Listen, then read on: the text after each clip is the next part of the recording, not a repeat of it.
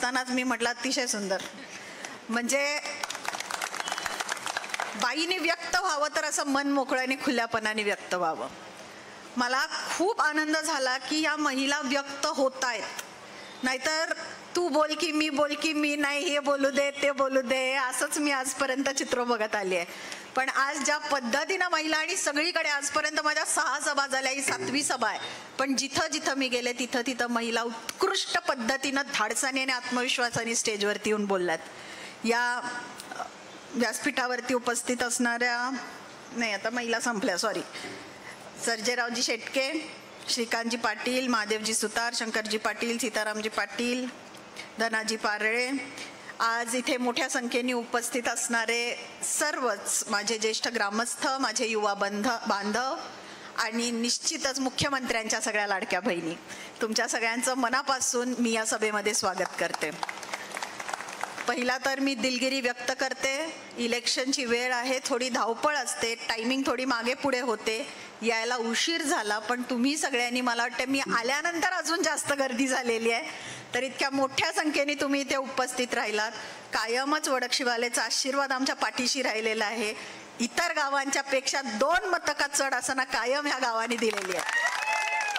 त्यामुळं ह्या गावात येताना माझ्या मनात जरासुद्धा दुमत नव्हतं, कारण मला माहिती आहे ह्या गावाचा आशीर्वाद आहे, वटकेश्वराचा आशीर्वाद हा कायम आमच्या डोक्यावर राहिलेला आहे.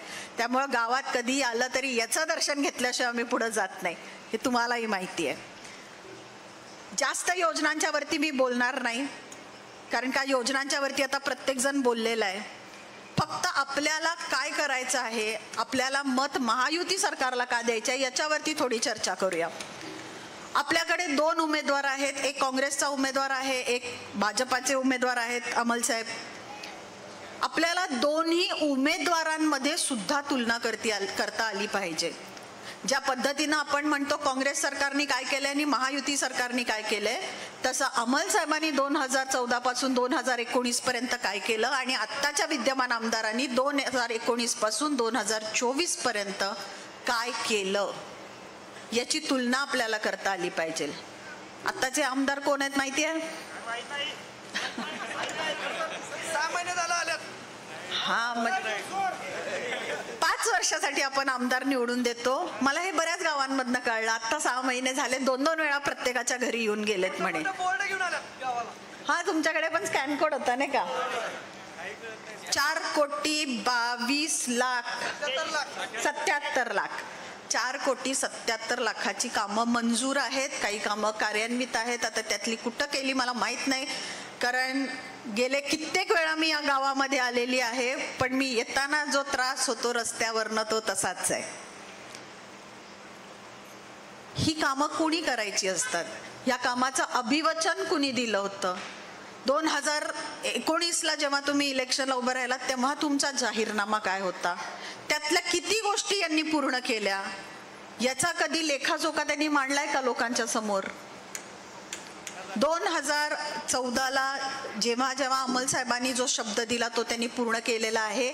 जसं आता मगाशी सांगितलं की आज ते आमदार नाही आहेत, तरी सुद्धा आमदार नसताना त्यांनी गावाला फंड मंजूर करून दिलेला आहे. कारण आमदार असाच असावा ज्याला सर्वसामान्य माणसाच्या समस्याची जाण आहे. मग तो आमदार असो नसो, सत्ता असो नसो, जो माणसाच्या समस्या समजतो, माणसाच्यासाठी उपलब्ध असतो, तो व्यक्ती खरं तर आमदार होण्याचा पात्रतेचा आहे असं मला वाटतं. 2 आमदारांमध्ये सहज तुलना करता येईल तुम्हाला. मागच्या मी जाहीरनामा त्यांचा आत्ताचा बघितला, तुम्ही वाचलाय का नाही मला माहिती नाही, काँग्रेसचा जाहीरनामा. आणि मी म्हटलं जरा बघूया तरी पहिला मागच्या जाहीरनाम्यामधलं काय काय पूर्ण केलंय.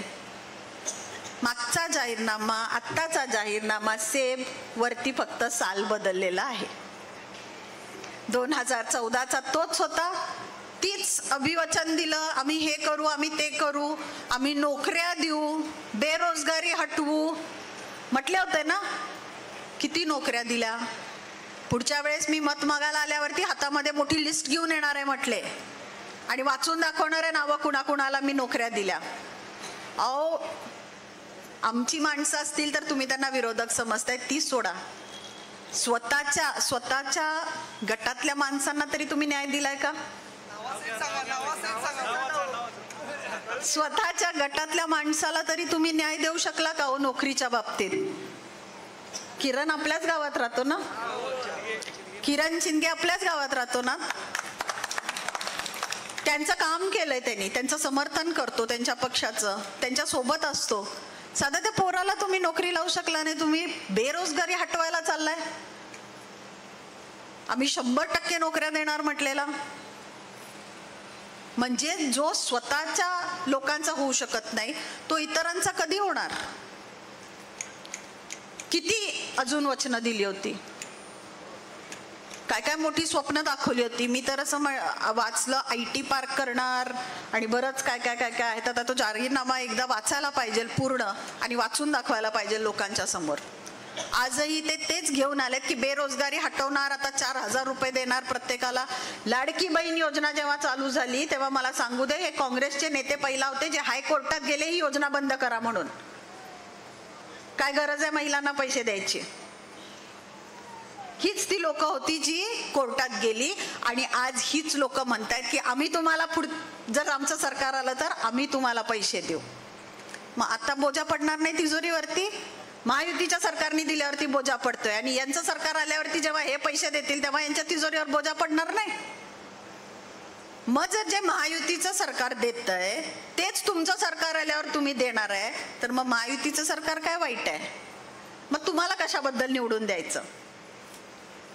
हा सगळा विचार करण्यासाठी या सभा असतात, प्रचार सभा, की आपल्याला तुलना करता आली पाहिजे प्रत्येक गोष्टीची, प्रत्येक योजनेची. यापूर्वी काँग्रेस सरकारने सुद्धा बऱ्याच योजना राबवलेल्या असतील किंवा कागदावरती लिहिल्या असतील, पण त्या शेवटपर्यंत किती पोचल्यात मला माहिती नाही. आज पहिल्यांदा असं होतंय की भाजप सरकारने एखादी योजना केंद्रामध्ये बनवली तर ती संपूर्ण शेवटच्या घटकापर्यंत, संपूर्ण देशाच्या लोकांच्या पर्यंत ती योजना जाते आहे, याचा मला खूप अभिमान वाटतो. आज सगळ्यांनी सांगितलं लाडक्या बहिणीचं, तर ती सर्वोत्कृष्ट योजना, सगळ्यात लाडकी योजना झालेली आहे. आणि या लाडक्या बहिणींना 1,500 रुपये प्रमाणे 7,500 दिवाळीच्या आधी जमा केलेले आहेत.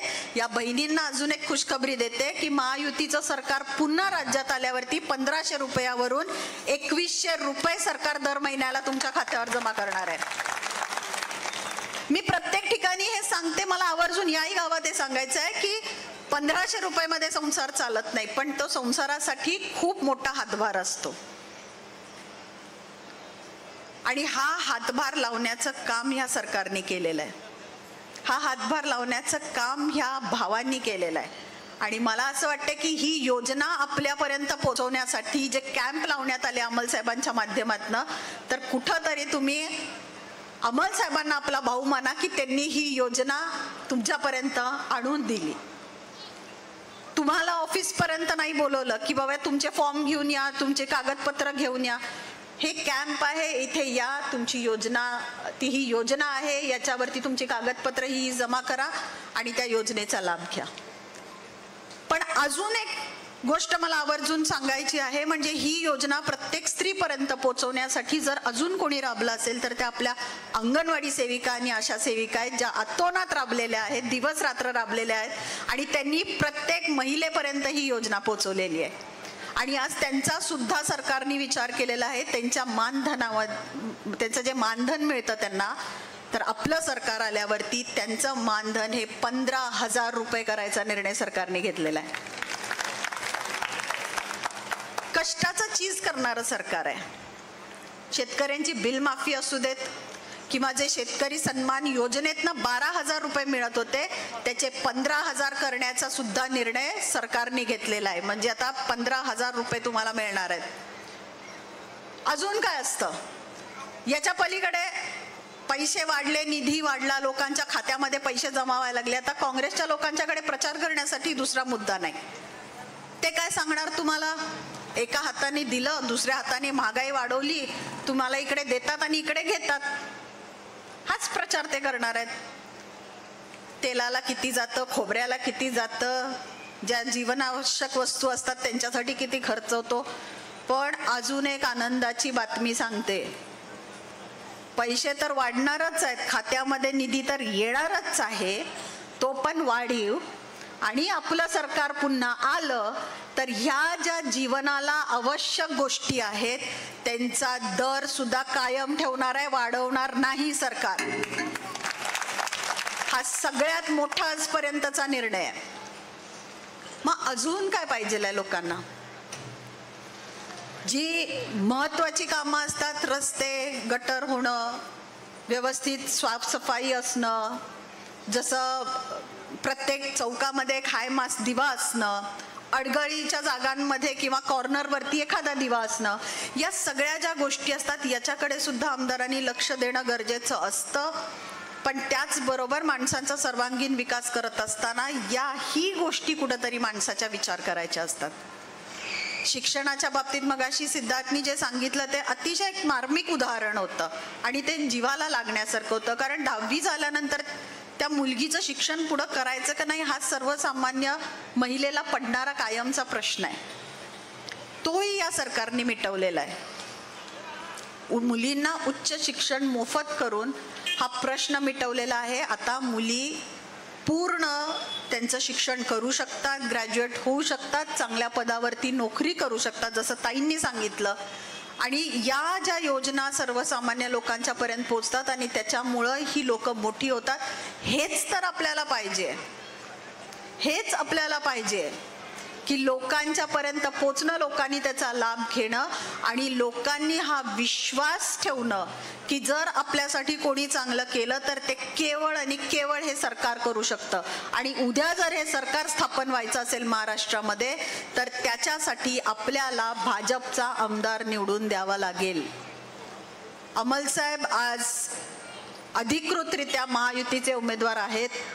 जर अमलसाहेब निवडून गेले तर 100% उद्या आपल्याला ज्या या योजना आहेत, जी काही कामं करायची आहेत ती सगळी कामं होणार आहेत.